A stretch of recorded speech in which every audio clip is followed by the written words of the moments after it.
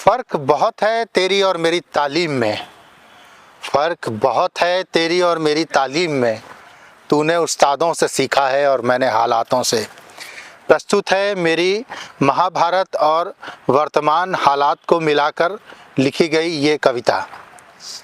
शौर्यशाली के समक्ष शौर्य दिखाना पड़ता है, भीष्म सामने हो तो गिरधर को चक्र उठाना पड़ता है।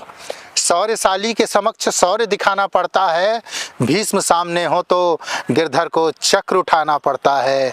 परिस्थितियां प्रतिज्ञाओं पे हमेशा भारी पड़ती हैं, परिस्थितियां प्रतिज्ञाओं पे हमेशा भारी पड़ती हैं। विवश हो गंधारी को आंखों से पर्दा हटाना पड़ता है, शौर्यशाली के समक्ष शौर्य दिखाना पड़ता है।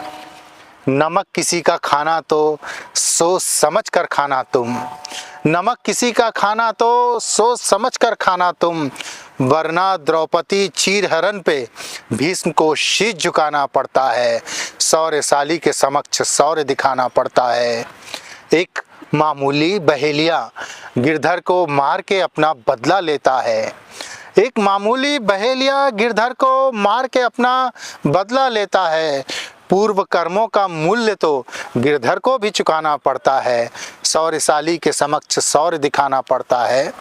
और ये आज के नौजवानों को दुनिया आधा ज्ञान देकर पूरा चक्रव्यूह रचती है, दुनिया आधा ज्ञान देकर पूरा चक्रव्यूह रचती है। संबंधी बाहर ठहरते हैं, अभिमन्यु को अकेले जाना पड़ता है, भीष्म सामने हो तो गिरधर को चक्र उठाना पड़ता है। सत्य की रक्षा हमेशा असत्य से होती आई है, सत्य की रक्षा हमेशा असत्य से होती आई है।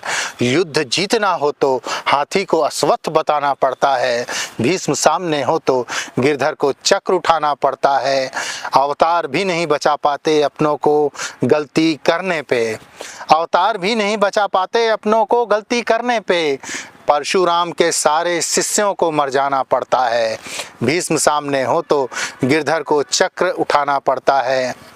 और ये आज के परिवेश पे कि अहिंसा तब तक ही उचित है जब तक धर्म का अहित ना हो, अहिंसा तब तक ही उचित है जब तक धर्म का अहित ना हो।